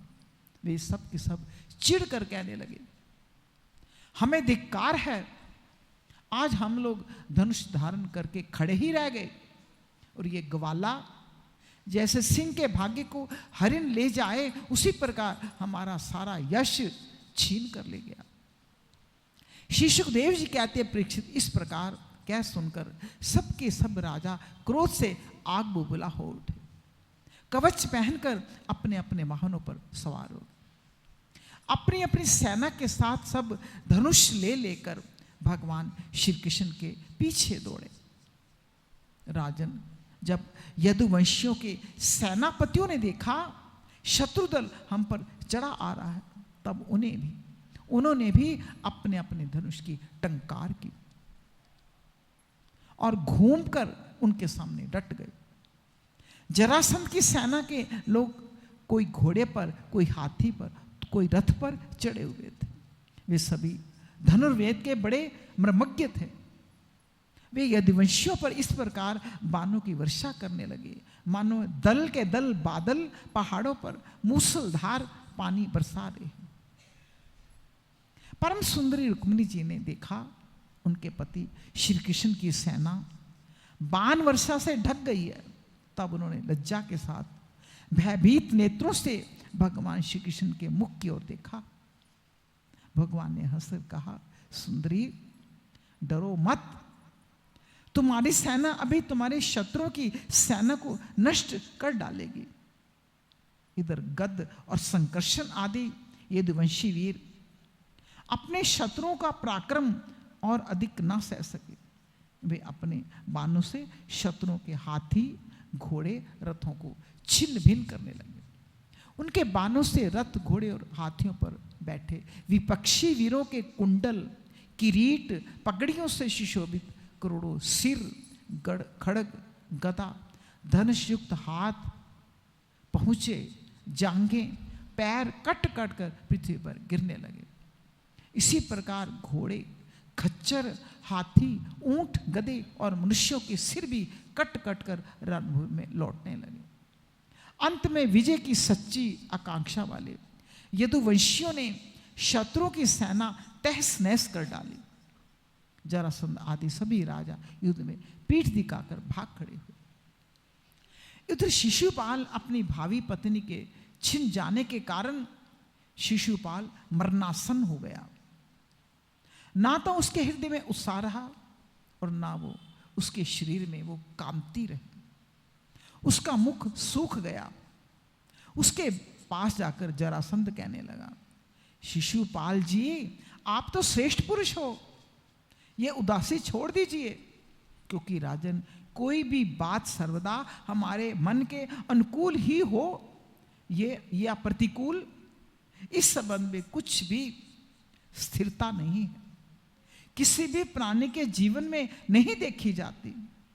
जैसे कठपुतली बाजीगर की इच्छा के अनुसार नाचती है, वैसे ये जीव भी भगवान की इच्छा के अधीन होकर सुख और दुख के संबंध में यथाशक्ति चेष्टा करता रहता है।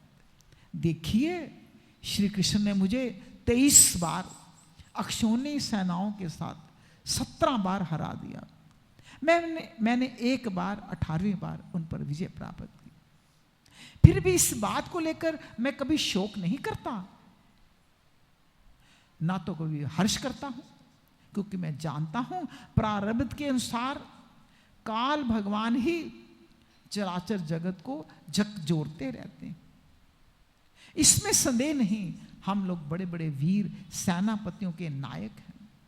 फिर भी इस समय श्री कृष्ण के द्वारा सुरक्षित यदुवंशियों की थोड़ी सी सेना ने हमें हरा दिया। इस बार हमारे शत्रुओं की ही जीत हुई, क्योंकि काल उनके अनुकूल था। जब काल हमारे अनुकूल होगा तब हम भी उन्हें जीत लेंगे। परीक्षित, जब मित्रों ने इस प्रकार समझाया तब चेती राज शिशुपाल अपने अनुयायियों के साथ अपनी राजधानी को लौट गए और उसके मित्र राजा भी जो मरने से बचे थे अपने अपने नगरों को चले गए। रुक्मिणी जी का बड़ा भाई रुक्मी भगवान श्री कृष्ण से बहुत द्वेष रखता था। उसको ये बात बिल्कुल सहन ना हुई, मेरी बहन को श्री कृष्ण हर कर ले जाए, राक्षस रीति से बलपूर्वक उसके साथ विवाह कर ले। रुक्मी बलि तो था ही, उसने एक अक्षौहिणी सेना साथ ले ली और श्री कृष्ण का पीछा किया। महाबाहु रुक्मिणी क्रोध के मारे जल रहा था। उसने कवच पहनकर और धनुष धारण करके समस्त नरपतियों के सामने ये प्रतिज्ञा की, मैं आप लोगों के बीच में ये शपथ लेता हूं, यदि मैं युद्ध में श्री कृष्ण को ना मार सका, अपनी बहन को वापस ना ला सका, लौटा ना ला सका, तो अपनी राजधानी कुंडिनपुर में मैं प्रवेश ही नहीं करूंगा। परीक्षित ये कहकर वो रथ पर सवार हो गया। सारथी से बोला, जहां कृष्ण है वहां मुझे शीघ्र से शीघ्र मेरे रथ को ले चलो, आज मेरा उसी के साथ युद्ध होगा। आज मैं अपने तीखे बानों से उस खोटी बुद्धि वाले ग्वाले के बल वीर्य का घमंड चूर चूर कर दूंगा। देखो उसका साहस, वो हमारी बहन को बलपूर्वक हर कर ले गया। परीक्षित रुक्मी की बुद्धि बड़ी बिगड़ गई थी, वो भगवान के तेज प्रभाव को बिल्कुल नहीं जानता था। इसी से इस प्रकार बहक बहक कर बातें करता हुआ वो एक ही रस से श्री कृष्ण के पास पहुंचकर ललकारने लगा, खड़ा रह। उसने अपने धनुष को बलपूर्वक खींचकर भगवान श्री कृष्ण को 3 बाण मारे। कहा, एक क्षण मेरे सामने ठहर। यदुवंशियों के कुल कलंक जैसे कौवा होम की सामग्री चुराकर उड़ जाए, वैसे तू मेरी बहन को चुराकर कहाँ जा रहा है, कहाँ भाग रहा है? अरे मंद, तू बड़ा मायावी है, कपट युद्ध में कुशल है। आज मैं तेरा सारा गर्व खर्व कर दूंगा। देख, जब तक मेरे मान तुझे धरती पर सुला नहीं देते, उसके पहले मेरी बहन को छोड़कर भाग जा, इस बच्ची को छोड़कर भाग जा। रुक्मी की बात सुनकर भगवान श्री कृष्ण मुस्कुराने लगे। उन्होंने उसका धनुष काट डाला और उस पर 6 बाण छोड़े। साथ ही भगवान श्री कृष्ण ने 8 बाण उसके 4 घोड़ों पर, 2 सारथी पर और 3 बाण उसके रथ की ध्वजा को काट डालने के लिए छोड़े।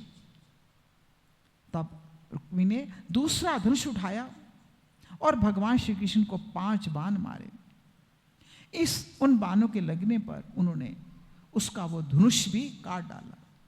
रुक्मी इसके बाद एक और धनुष लिया, परंतु हाथ में लेते लेते अविनाशी अच्युत ने उसे भी काट डाला।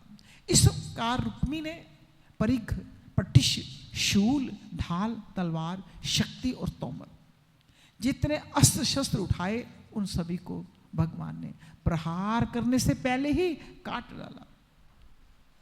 अब रुक्मी क्रोधवश हाथ में तलवार लेकर भगवान श्री कृष्ण को मार डालने की इच्छा से रथ से कूद पड़ा।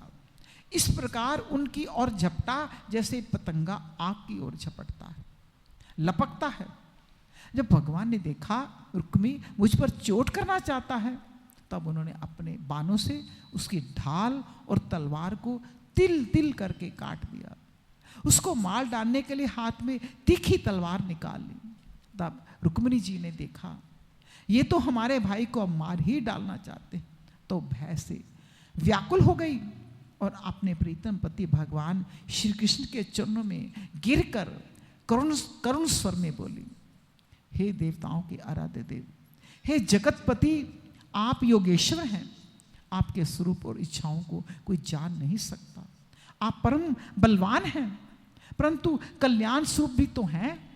प्रभु, मेरे भैया को मारना आपके योग्य काम नहीं है। श्री सुखदेव जी कहते हैं, रुक्मिणी जी, का एक एक अंग भय के मारे थर थर कांप रहा था। शोक की प्रबलता से मुंह सूख गया था, गला रुंध गया था। आतुरतावश सोने का हार गले से गिर पड़ा। इसी अवस्था में वो भगवान के चरण कमल पकड़े हुए थे। परम दयालु भगवान ने उन्हें भयभीत देकर करुणा से द्रवित हो गए। उन्होंने रुक्मी को मार डालने का विचार छोड़ दिया। फिर तो रुक्मी उनके अनिष्ट की चेष्टा से विमुख ना हुआ, फिर भी रुक्मी उनकी अनिष्ट की चेष्टा से विमुख ना हुआ। तब भगवान श्री कृष्ण ने उसको उसी के दुपट्टे से बांध दिया और उसकी दाढ़ी, मूछ, केश कई जगह से मोड़कर उसे कुरूप बना दिया।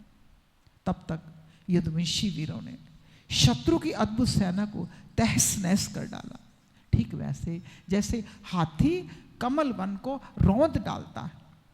फिर वे लोग उधर से लौटकर श्री कृष्ण के पास देखा, रुक्मी दुपट्टे से बंधा हुआ है, अधमरी अवस्था में पड़ा हुआ है। उसे देखकर सर्वशक्तिमान भगवान बलराम जी को बड़ी दया आई। उन्होंने उसको बंधन खोल दिया, छोड़ दिया और श्री कृष्ण से कहा, कृष्ण तुमने अच्छा नहीं किया, यह निंदित कार्य हम लोगों के योग्य नहीं था। अपने संबंधी की दाढ़ी मूछ मूंड कर उसे कुरूप बना देना, यह एक प्रकार का वध ही गिना जाता है। इसके बाद बलराम जी ने रुक्मिणी को संबोधन करके कहा, साध्वी। रुक्मिणी को संबोधन करके कहा, बलराम जी ने कहा, तुम्हारे भाई का रूप विकृत कर दिया गया है। ये सोचकर हम लोगों से बुरा मत मानना, क्योंकि जीव को सुख दुख देने वाला कोई दूसरा नहीं होता, उसे तो अपने ही कर्म का फल भोगना पड़ता है। अब श्री कृष्ण से बोले, कृष्ण यदि अपना सगा संबंधी वध करने योग्य अपराध करे तो भी अपने ही संबंधियों के द्वारा उसका मारा जाना उचित नहीं होता, उसे छोड़ देना चाहिए। वे तो अपने अपराध के कारण वैसे ही मर चुका है, वो तो मरा हुआ है, उसको मारने का क्या लाभ। फिर रुक्मिणी जी से बोले, साध्वी, ब्रह्मा जी ने क्षत्रियों का धर्म ही ऐसा बना दिया है, सगा भाई भी अपने भाई को मार डालता है, इसलिए क्षात्र धर्म अत्यंत घोर है। इसके बाद श्री कृष्ण से बोले, भाई कृष्ण, ये ठीक है जो लोग धन के नशे में अंधे हो रहे हैं, जो अभिमानी हैं, वो राज्य, पृथ्वी, पैसा, स्त्री, मान, तेज अथवा किसी और कारण से अपने बंधुओं का कभी तिरस्कार कर दिया करते। अब वे रुक्मिणी जी से बोले, साध्वी, तुम्हारे भाई बंधु समस्त प्राणियों के प्रति दुर्भाव रखते हैं। तुम्हारे जो भाई बंधु हैं समस्त प्राणियों के प्रति दुर्भाव रखते हैं। हमने उनके मंगल के लिए उनके प्रति दंड का विधान किया है। उसे तुम अज्ञानियों की भांति अमंगल मान रही हो, ये तुम्हारी बुद्धि की विषमता है। देवी, जो लोग भगवान की माया से मोहित होकर देह को आत्मा मान बैठते हैं, उन्हीं को ऐसा आत्ममोह होता है। ये मित्र है, ये शत्रु है, ये उदासीन है। समस्त देहधारियों की आत्मा एक है, कार्य कारण से माया से उसका कोई संबंध नहीं। जल और घड़ा उपाधियों में भेद से, जैसे सूर्य, चंद्रमा आदि प्रकाशयुक्त पदार्थ आकाश भिन्न भिन्न मालूम पड़ते हैं। जल और घड़ा, चंद्रमा, सूर्य और प्रकाशयुक्त पदार्थ और आकाश भिन्न भिन्न मालूम पड़ते हैं, परंतु एक ही है। वैसे मूर्ख लोग शरीर के भेद से आत्मा का भेद मानते हैं। ये शरीर आदि तो अंत वाला है, पंचभूत, पांच प्राण, तन मात्रा, त्रिगुण ही इसका स्वरूप है। आत्मा उसमें उसके अज्ञान से इसकी कल्पना हुई है। ये कल्पित शरीर ही उसे मैं समझता है, उसके जन्म ऋतु के चक्कर में ले जाता है, उसको जन्म ऋतु के चक्कर में ले जाता है। साध्वी, नेत्र और रूप दोनों ही सूर्य के द्वारा प्रकाशित होते हैं। सूर्य उनका कारण है, इसलिए सूर्य के साथ नेत्र और रूप का ना तो कभी वियोग होता है ना संयोग। इस प्रकार समस्त संसार की सत्ता आत्म सत्ता के कारण जान पड़ती है। समस्त संसार का प्रकाशक कौन है? आत्मा। फिर आत्मा के साथ दूसरे असत पदार्थों का कोई ना संयोग है ना वियोग। कैसे हो सकता है? जन्म लेना, रहना, बढ़ना, बदलना, घटना और मरना, ये सारे विकार शरीर के हैं, आत्मा के नहीं। जैसे कृष्ण पक्ष में कलाओं का क्षय होता है, चंद्रमा का नहीं। परंतु अमावस्या के दिन देखने में लोग कहते हैं कि चंद्रमा का क्षय हुआ है, कहते हैं, सुनते हैं। वैसे ही जन्म, मृत्यु आदि सारे विकार शरीर के लिए होते हैं, आत्मा के लिए। परंतु लोग उसे भ्रमवश अपनी आत्मा का मान लेते हैं। जैसे सोया हुआ पुरुष किसी पदार्थ के ना होने पर स्वप्न में उसको भोगता है, भोग गया और भोग रूप है, फलों का अनुभव करता है। उसी प्रकार अज्ञानी लोग ये झूठ मूठ संसार का चक्र अनुभव करते हैं। इसलिए साध्वी अज्ञान के कारण होने वाले इस शोक को त्याग दो। ये लोक और अंतःकरण को मुरझा देता है, मोहित कर देता है। इसलिए इसे छोड़कर तुम अपने स्वरूप में स्थित हो जाओ। किसे नाल द्वेष नहीं, किसे नाल प्रेम नहीं, किसे नाल राग नहीं, किसे नाल द्वेष नहीं, आत्मानंद मैनू कोई भी कलेश नहीं, आत्मानंद मैनू कोई भी कलेश नहीं, किसे नाल राग नहीं, किसे नाल द्वेष नहीं, किसे नाल राग नहीं, किसे नाल द्वेष नहीं, आत्मानंद मैनू कोई भी कलेश नहीं, आत्मानंद मैनू कोई भी कलेश नहीं, हाँ, आत्मानंद मैनू कोई भी कलेश नहीं, आत्मानंद मैनू कोई भी कलेश नहीं। श्री सुखदेव जी कहते हैं, परीक्षित, जब बलराम जी ने इस प्रकार समझाया तब परम सुंदरी रुक्मिणी जी ने अपने मन का मैल मिटाकर विवेक बुद्धि से उसका समाधान किया। रुक्मिणी की सेना, उसके तेज का नाश हो चुका था, केवल प्राण प्राण बच रहे थे। उसके चित्त की सारी आशा अभिलाषाएं व्यर्थ हो चुकी थी। शत्रुओं से अपमानित करके उसे छोड़ दिया था। उसने अपने विरूप किए जाने की कष्टदायक स्मृति भूल नहीं पाती थी। अतः उसने अपने रहने के लिए भोजकट नाम की एक बहुत बड़ी नगरी बसाई। उसने पहले ये प्रतिज्ञा कर ली थी कि दुर्बुद्धि कृष्ण को मारे बिना, अपनी छोटी बहन को लौटाए बिना मैं कुंडीपुर में प्रवेश नहीं करूंगा। इसलिए क्रोध करके वो वहीं रहने लगा। ये परीक्षित, भगवान श्री कृष्ण ने इस प्रकार सब प्रजाओं को जीत लिया और विदर्भ राजकुमारी रुक्मिणी जी को द्वारका में लाकर उनका विधि पूर्वक पानी ग्रहण किया। हे राजन, उस समय द्वारकापुरी में घर घर बड़ा उत्सव मनाया जाने लगा। क्यों ना हो, वहाँ के सभी लोगों का यदुपति श्री कृष्ण के प्रति अनन्य प्रेम जो था, वहाँ के सब नर नारी प्राणियों के चमकीले कुंडल धारण किए हुए थे। उन्होंने आनंद से भरकर चित्र विचित्र वस्त्र पहने दूल्हा और दुल्हन को अनेकों भेंट की सामग्रियां उपहार में दी। उस समय द्वारका की अपूर्व शोभा हो रही थी। कहीं बड़ी बड़ी पताकाएं बहुत ऊंचे तक फहरा रही थी। चित्र विचित्र मालाएं, वस्त्र, रत्नों के तोरण बंधे हुए थे। द्वार द्वार पर दूब, खील आदि मंगल की वस्तुएं सजाई हुई थी। जल भरे कलश, अर्गजा और धूप की सुगंध और दीपावली से बड़ी ही विलक्षण शोभा हो रही थी। मित्र नर प्रति आमंत्रित किए गए थे। उनके मतवाले हाथियों के मत से द्वारका की सड़कें, गलियों में छिड़काव किया गया था। प्रत्येक दरवाजे पर केलों के खंभे, सुपारी के पेड़ रोपे हुए बहुत ही भले मालूम होते थे। उस समय कौतूहलवश इधर उधर दौड़ धूप करते हुए बंधु वर्गों में कुरु, सृंजय, कैकय, विदर्भ, यदु, कुंती आदि वंशों के लोग परस्पर आनंद मना रहे थे, नाच रहे थे, गा रहे थे। जहाँ था रुक्मिणी हरण की गाथा गाई जाने लगी। उसे सुनकर राजा, राजकन्याएं अत्यंत विस्मित हो गई। महाराज भक्ति लक्ष्मी जी को रुक्मिणी जी के रूप में साक्षात लक्ष्मीपति भगवान श्री कृष्ण के साथ देकर द्वारकावासी नर नारियों को परम आनंद हुआ।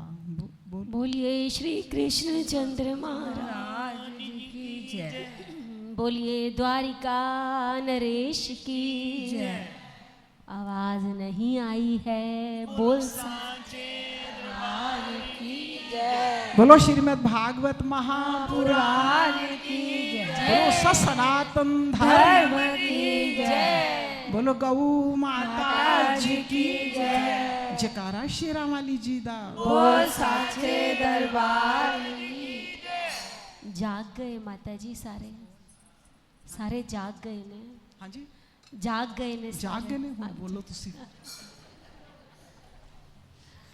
बोल साचे दरबार की जय सब नू बहुत सारी शुभकामनाएं भगवान कृष्ण दे विवाह महोत्सव दियां।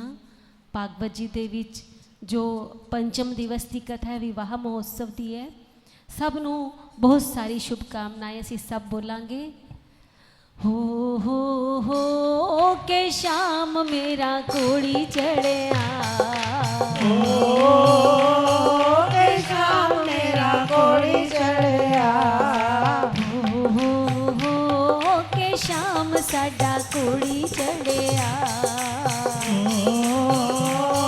के शाम साडा कोड़ी चढ़िया कोड़ी चढ़िया के सानू चा चढ़िया, कोड़ी चढ़िया के सानू चा चढ़िया कोड़ी चढ़िया के सानू चा चढ़िया, कोड़ी चढ़िया के सानू चा चढ़िया हो के शाम साडा कोड़ी चढ़िया, के शाम साडा कोड़ी चढ़िया हो के शाम साडा कोड़ी चढ़िया,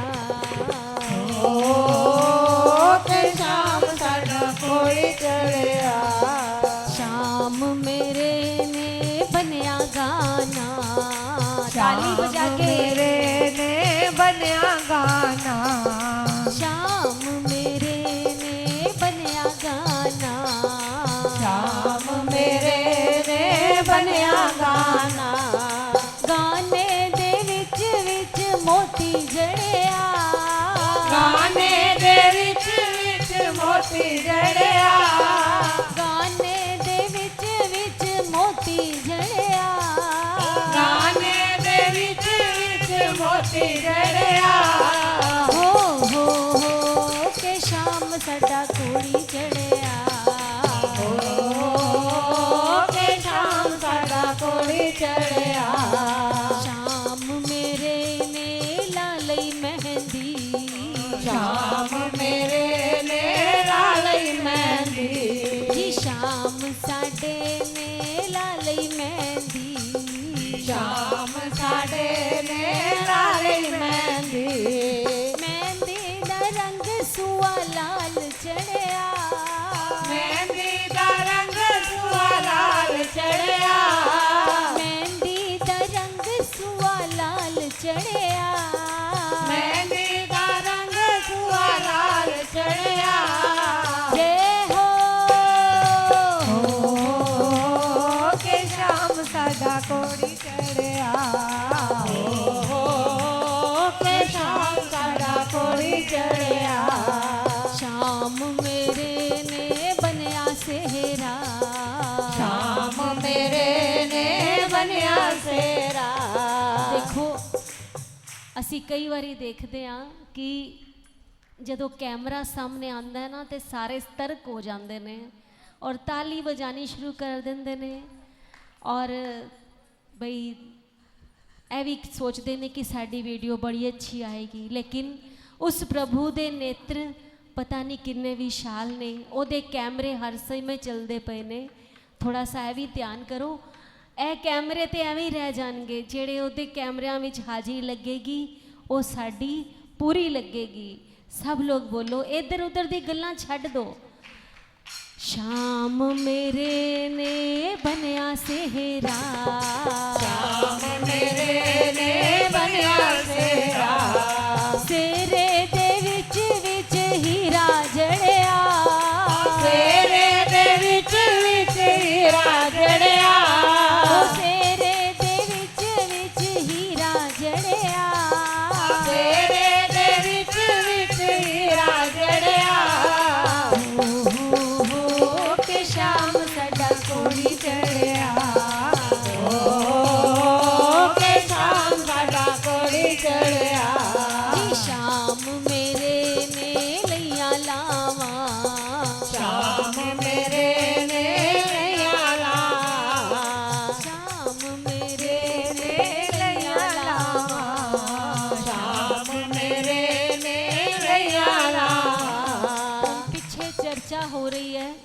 ਭਗਵਾਨ ਸ਼ਾਮ ਨੇ ਤੇ ਰੁਕਮਣੀ ਜੀ ਦਾ ਹਰਨ ਕੀਤਾ ਸੀ, ਲਾਵਾਂ ਤੇ ਲਈਆਂ ਹੀ ਨਹੀਂ ਸੀ। ਲੇਕਿਨ ਤੁਹਾਨੂੰ ਇਹ ਦੱਸ ਦਈਏ ਕਿ ਜਿਸ ਟਾਈਮ ਰੁਕਮਣੀ ਜੀ ਦੀ ਪੁਕਾਰ ਹੋਈ ਤੇ ਭਗਵਾਨ ਉਹਨਾਂ ਨੂੰ ਲੈ ਗਏ ਰੱਥ ਵਿੱਚ ਬਿਠਾ ਕੇ ਆਦਰ ਦੇ ਨਾਲ, ਔਰ ਲੈ ਕੇ ਜਾ ਕੇ ਦਵਾਰਿਕਾ ਵਿੱਚ ਵਿਵਾਹ ਮਹੋਤਸਵ ਹੋਇਆ ਸੀ। ਪੂਰਾ ਵਿਵਾਹ ਵਿਧੀ ਨਾਲ ਹੋਇਆ ਸੀ। ਲੇਕਿਨ ਇਹ ਨਾ ਸੋਚੋ ਕਿ ਭਗਵਾਨ ਨੇ ਹਰਨ ਕੀਤਾ। ਭਗਵਾਨ ਦੇ ਜਨਮ ਜਨਮਾਂਤਰਾਂ ਦੀ ਦਾਸੀ ਮਾਂ ਲక్ష్ਮੀ, ਮਾਂ ਰੁਕਮਣੀ ਰੂਪ ਵਿੱਚ ਆਈ ਸੀ। ਇਸ ਕਰਕੇ ਭਗਵਾਨ ਨੇ ਉਹਨਾਂ ਦੀ ਇੱਛਾ ਪੂਰੀ ਕੀਤੀ ਔਰ ਭਗਵਾਨ ਨੇ ਰੁਕਮਣੀ ਜੀ ਦੇ ਨਾਲ ਵਿਵਾਹ ਕੀਤਾ। ਸ਼ਾਮ ਮੇਰੇ ਨੇ ਲਈਆਂ ਲਾਵਾਂ, ਸ਼ਾਮ ਮੇਰੇ ਨੇ ਬਈਆਂ ਗਾਵਾਂ, ਸੋਨੀ ਜੋੜੀ ਵੇਖ ਮੇਰਾ ਮਨ ਠਰਿਆ, ਸੋਹਣੀ ਜੋੜੀ ਵੇਖ ਮੇਰਾ ਮਨ ਠਰਿਆ, ਸੋਨੀ ਜੋੜੀ ਵੇਖ ਮੇਰਾ ਮਨ ਠਰਿਆ, ਸੋਹਣੀ ਜੋੜੀ ਵੇਖ ਮੇਰਾ ਮਨ ਠਰਿਆ। ਹੋ ਕੇ ਸ਼ਾਮ ਸਾਡਾ ਕੋੜੀ ਚੜਿਆ, ਕੇ ਸ਼ਾਮ ਸਾਡਾ ਕੋੜੀ ਚੜਿਆ, ਸ਼ਾਮ ਮੇਰੇ ਦੀ ਆਈ ਡੋਲੀ, ਸ਼ਾਮ ਮੇਰੇ ਦੀ ਆਈ ਡੋਲੀ, ਸ਼ਾਮ ਸਾਡੇ ਦੀ ਆਈ ਡੋਲੀ, ਸ਼ਾਮ ਸਾਡੇ ਦੀ ਆਈ ਡੋਲੀ, ਘੂੰਘਟ ਦੇ ਵਿੱਚ ਚੰਨ ਚੜਿਆ, ਘੂੰਘਟ ਦੇ ਵਿੱਚ ਚੰਨ ਚੜਿਆ, ਹੋ ਕੇ ਸ਼ਾਮ ਸਾਡਾ ਕੋੜੀ ਚੜਿਆ,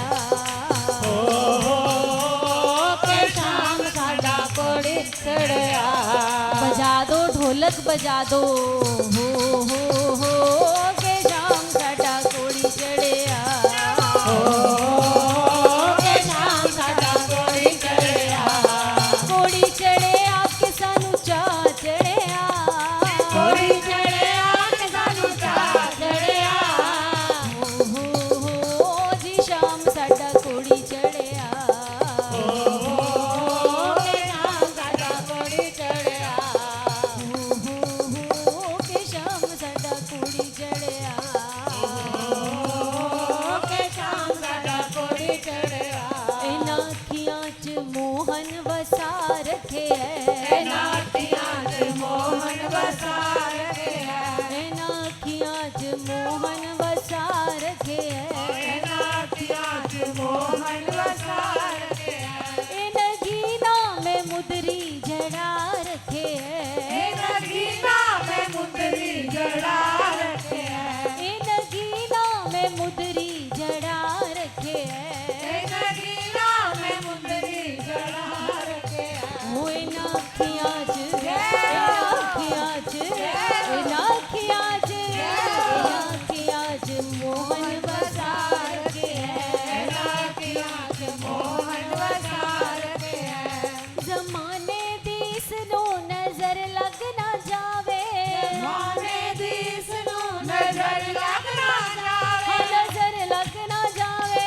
ਨਜ਼ਰ ਲੱਗ ਨਾ ਜਾਵੇ, ਨਜ਼ਰ ਲੱਗ ਨਾ ਜਾਵੇ, ਨਜ਼ਰ ਲੱਗ ਨਾ ਜਾਵੇ, ਜ਼ਮਾਨੇ ਦੀ ਇਸ ਨੂੰ ਨਜ਼ਰ ਲੱਗ ਨਾ ਜਾਵੇ, ਜ਼ਮਾਨੇ ਦੀ ਇਸ ਨੂੰ ਨਜ਼ਰ ਲੱਗ ਨਾ ਜਾਵੇ, ਨੀ ਮੈਂ ਗੋਰੇ ਤੋਂ ਨੀ ਮੈਂ ਗੋਰੇ ਤੋਂ ਨੀ ਮੈਂ ਗੋਰੇ ਤੋਂ ਕਾਲਾ ਬਣਾ ਰੱਖਿਆ, ਨੀ ਮੈਂ ਗੋਰੇ ਤੋਂ ਕਾਲਾ ਬਣਾ ਰੱਖਿਆ, ਨੀ ਮੈਂ ਗੋਰੇ ਤੋਂ ਕਾਲਾ ਬਣਾ ਰੱਖਿਆ, ਨੀ ਮੈਂ ਗੋਰੇ ਤੋਂ ਕਾਲਾ ਬਣਾ ਰੱਖਿਆ, ਉਹ ਇਹਨਾਂ ਅੱਖੀਆਂ 'ਚ ਇਹਨਾਂ ਅੱਖੀਆਂ 'ਚ ਇਹਨਾਂ ਅੱਖੀਆਂ 'ਚ ਮੋਹਨ ਵਸਾ ਰੱਖਿਆ, ਇਹਨਾਂ ਅੱਖੀਆਂ 'ਚ ਮੋਹਨ ਵਸਾ ਰੱਖਿਆ, ਛਵੀ ਸਾਵਰੇ ਦੀ ਰਵਾਂ ਵੇਂਦੀ ਹਰਦਮ, ਰਵੀ ਸਾਵਰੇ ਦੀ ਰਮਾ ਵੇਂਦੀ ਹਰਦਮ, ਛਵੀ ਸਾਵਰੇ ਦੀ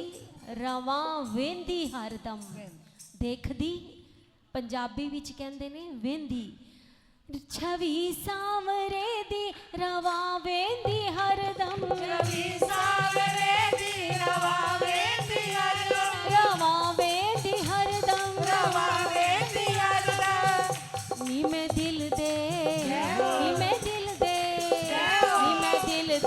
कमल ते बिठा रखे है मैं गिरधे कमल ते बिठा रखे है इन गीना में मुदरी जड़ा रखे है नगीना में मुंदरी जड़ा रखे है ओ इन अखियां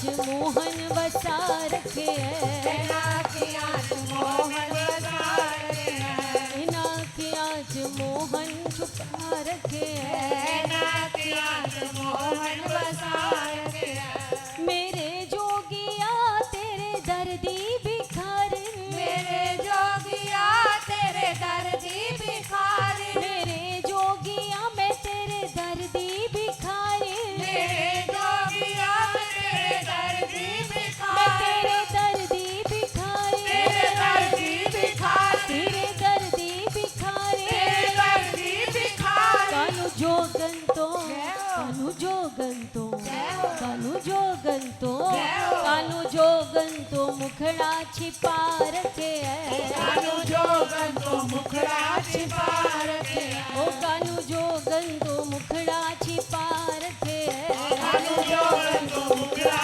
छिपा रखे इन गीना में मुदरी जड़ा रखे है नगीना में मुंदरी जड़ा रखे वो इन अखियां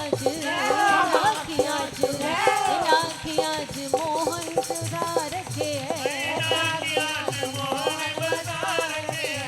भज राधे कृष्ण मुरार जोड़ी सांवरी राधे कृष्ण मुरार जोड़ी सांवरी भज राधे कृष्ण मुरार जोड़ी सांवरी भज राधे कृष्ण मुरार जोड़ी सांवरी भज राधे कृष्ण मुरार जोड़ी सांवरी भज राधे कृष्ण मुरार जोड़ी सांवरी जय हो जोड़ी सांवरी जय हो जोड़ी सांवरी ओ जय हो जोड़ी सांवरी जय हो जोड़ी सांवरी ओ जय हो जोड़ी सांवरी जय हो जोड़ी सांवरी ओ जय हो जोड़ी सांवरी जय हो जोड़ी सांवरी भज राधे कृष्ण मुरार जोड़ी सांवरी भज राधे कृष्ण मुरार जोड़ी सांवरी भज राधे कृष्ण मुरार जोड़ी सांवरी भज राधे कृष्ण मुरार जोड़ी सांवरी मुकुट सिर मोर का मेरे चित मोर का मुकुट सिर मोर का मेरे चित चोर का धुरना सरकार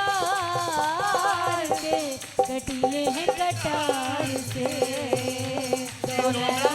सरकार के कटिए हैं कटार से बधाई हो बधाई हो, बधाई हो बधाई हो, बधाई हो बधाई हो, बधाई हो बधाई हो, बधाई हो बधाई हो बधाई हो, बधाई हो बधाई हो, बधाई हो बधाई हो, बधाई हो बधाई हो, बधाई हो बधाई हो, बधाई हो बधाई हो, बधाई हो बधाई हो, बधाई हो बधाई हो, बधाई हो बधाई हो, तो नैना सरकार के कटिले कटार से सरकार के कटिए हैं कटार से तो नैना सरकार के कटिले हैं कटार के कटिले हैं कटार बोलिए जुगल जोड़ी सरकार की जय बोलिए कृष्ण चंद्र भगवान जी की जय श्रीमद् भागवत महापुराण पुराण जी की जय सत्य सनातन धर्म धर्म की जय गौ माता जी की जय गंगा मैया जी की जय यमुना मैया जी की जय बोलिए सब संतन की जय सद्गुरुदेव महाराज जी की